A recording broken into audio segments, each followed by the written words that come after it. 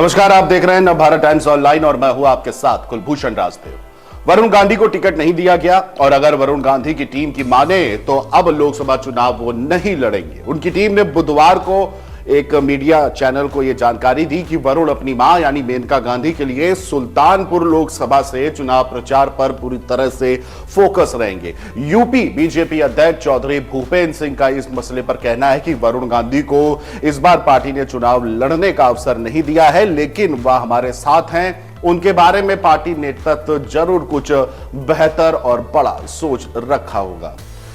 पीलीभीत से बीजेपी के जितिन प्रसाद के नाम की घोषणा होने के बाद कांग्रेस नेता अधीर रंजन ने उन्हें कांग्रेस से आने का ऑफर दिया और बीजेपी पर तंज भी कसा।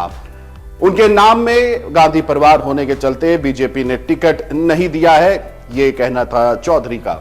हालांकि जिन लोगों को राजनीतिक खबरों में दिलचस्पी है उन्हें पता है कि वरुण गांधी का बीजेपी से टिकट कटना पहले से ही तय था, क्योंकि वो लगातार पीएम मोदी और खासतौर से यूपी में सीएम योगी की सरकार को टारगेट करते रहे हैं। सवाल यह है कि जब कई महीनों से वरुण के कांग्रेस में जाने की बात चल रही थी तो बात आखिरकार क्यों नहीं बनी? कांग्रेस की मजबूरियां क्या रही थी? इन सभी सवालों को जानने की कोशिश करते हैं इस खबर में। सबसे पहली मजबूरी की बात कर लेते हैं। विचारधारा का सवाल होता है। वरुण ही नहीं, संजय गांधी भी हिंदुत्व की विचारधारा के बेहद नजदीक माने गए थे। कांग्रेस और बीजेपी दोनों ही पार्टियों में जब किसी को शामिल नहीं करना होता है तो विचारधारा के मुद्दे का एक बोर्ड सामने लगा दिया जाता है। हालांकि शामिल करने के लिए हृदय परिवर्तन की बात भी कही जाती है। राहुल गांधी से पिछले साल एक इंटरव्यू के दौरान पूछा गया कि क्या उनके चचेरे भाई वरुण कांग्रेस में लौटे तो उनका स्वागत होगा।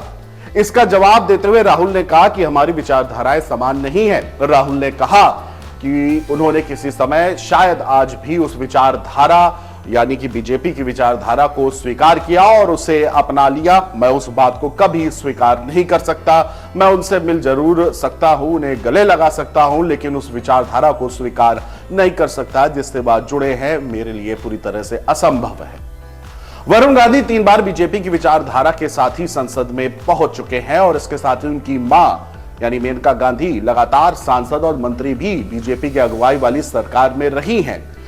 वरुण बीजेपी के साथ रहते इस कदर कट्टर हिंदू हो चुके हैं कि एक बार उन पर अल्पसंख्यकों के खिलाफ उकसाव भाषण देने के आरोप में एफआईआर भी दर्ज हो चुकी है।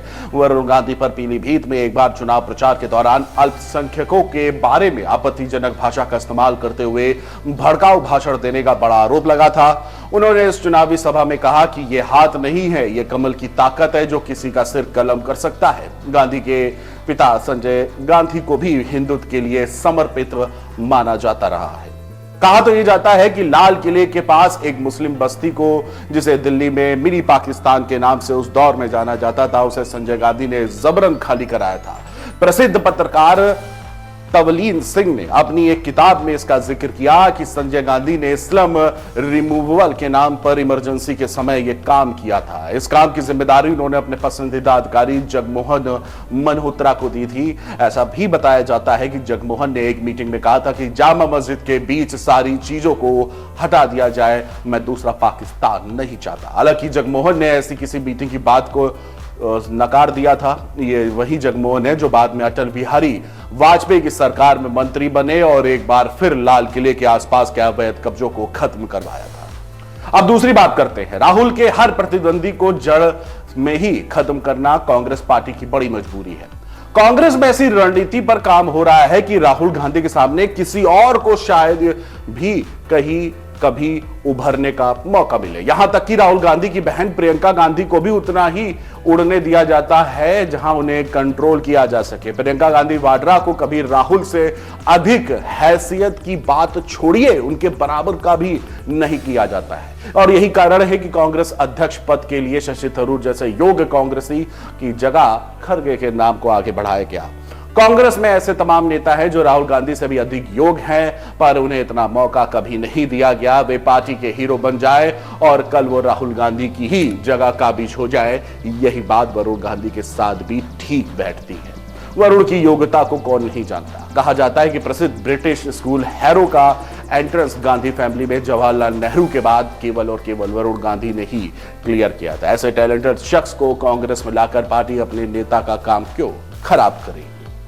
तीसरा कारण यह है कि मेनका के अंदर की टीस और वरुण का खानदानी रिश्ता। हम सामान्य गृहस्थ परिवारों में अक्सर यह देखा गया है कि खानदान का खून रंग दिखता है, बच्चे बड़े होकर अपने परिवार की ओर झुकते हैं, जबकि मां जिसने अपमान के खून पीकर जीवन यापन किया होता है वो उस खानदान से उतना ही नफरत करती है। शायद यही कहानी वरुण गांधी के जीवन में भी ठीक बैठती है। कहा जाता है कि वरुण गांधी का अपने कजिन यानी राहुल और प्रियंका से खूब बनती थी, पर ये तीनों बच्चे अभी भी अपनी माताओं से गर्वन होते हैं। इन तीनों बच्चों के हर कदम में उनकी मां की सलाह होती है। जाहिर है कि ना मेनका गांधी और ना ही सोनिया गांधी कभी यह सलाह देख सकती हैं कि तुम लोग एक हो जाओ। और चौथा कारण यह भी बताया जा रहा है कि वरुण रायबरेली और अमेठी सीट चाहते थे। क्या वरुण गांधी खुद के लिए कांग्रेस से अमेठी या रायबरेली की सीट चाहते थे? इसमें कोई दो राय नहीं है। हो सकती क्योंकि वरुण गांधी अपने पिता और दादी की विरासत से खुद को जोड़ना चाहते रहे हों।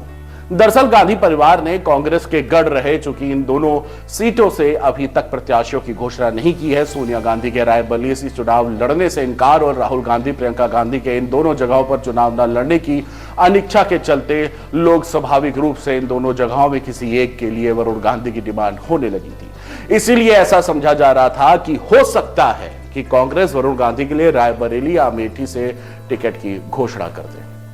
कांग्रेस सांसद अधीर रंजन चौधरी तो वरुण गांधी को कांग्रेस में शामिल होने का ऑफर दिया। ऐसी खबरें चल रही थी कि वरुण गांधी को लेकर जारी चर्चाओं के दौर के बीच कांग्रेस आला कमान ने अमेठी के कार्यकर्ताओं से फीडबैक लिया है। वरुण को लेकर कांग्रेस कार्यकर्ताओं में दो राय देखने को मिली। एक खेमा चाहता है कि राहुल प्रियंका के न लड़ने की दशा में वरुण निर्दलीय अमेठी से लड़े और कांग्रेस सपा उनका समर्थन करे। एक गुट तो यह भी कहता है कि सोनिया गांधी के पास इस पीढ़ी से कांग्रेस में राहुल या प्रियंका है, तो तीसरा गांधी क्यों चाहिए। जाहिर बात है कि अगर वरुण गांधी रायबरेली या अमेठी से चुनाव लड़ते हैं तो जीत जाते हैं तो वे न केवल परिवार की विरासत वाली सीट से संसद पहुंचेंगे बल्कि पार्टी के लिए भी एक उम्मीद की भी किरण बन जाएंगे।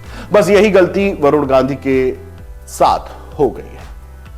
पांचवी बात यह है कि संजय विचार मंच और गली गली में शोर है, राजीव गांधी चोर है का नारा, ये बड़ा खतरनाक नारा रहा है। मेनका गांधी का राजनीतिक करियर राहुल गांधी के पिता राजीव गांधी के खिलाफ शुरू हुआ, जो अब तक खत्म नहीं हुआ। इस बीच दोनों परिवारों में काफी कड़वाहट घुलती गई, जो वरुण गांधी के कांग्रेस में जाने के लिए हर दौर में नकारात्मक हो जाती है। 1980 में संजय गांधी की बीमार हादसे में मौत के बाद मेनका गांधी के लिए परिवार में सब कुछ बदल गया। संजय गांधी जब तक जीवित रहे तब तक उनकी तूती बोलती थी। बहुत से मामलों में वो अपनी मां इंदिरा गांधी की भी नहीं मानते थे। संजय की विरासत अब राजीव गांधी के हाथों में गई। इंदिरा और मेनका छोटी छोटी बातों पर लड़ते पड़ते थे। खुशवंत सिंह ने अपनी आत्मकथा में लिखा कि अनबन इतनी बढ़ गई कि दोनों का एक छत के नीचे रहना अब मुश्किल सा हो गया था और एक दिन मेनका को घर से बाहर निकलने के लिए मजबूर होना पड़ा। अगले साल यानी कि 1983 में अकबर अहमद डंपी और संजय गांधी के अन्य पुराने साथियों के साथ मिलकर मेनका गांधी ने राष्ट्रीय संजय विचार मंच नाम से एक पार्टी बना ली। शुरुआती दौर में संजय विचार मंच से बड़ी संख्या में लोग जुड़े। मेनका गांधी की सभाओं में भारी भीड़ देखी जाती थी। 1984 में इंदिरा गांधी की हत्या के बाद कांग्रेस पार्टी को एक जीवनदान मिल गया। सहानुभूति वाली लहर में विपक्ष के बड़े बड़े नेता धराशायी हो गए। 84 का लोकसभा चुनाव मेनका गांधी ने राजीव गांधी के खिलाफ अमेठी से निर्दलीय लड़ा। उन्होंने नारा दिया कि गली गली में शोर है, राजीव गांधी चोर है।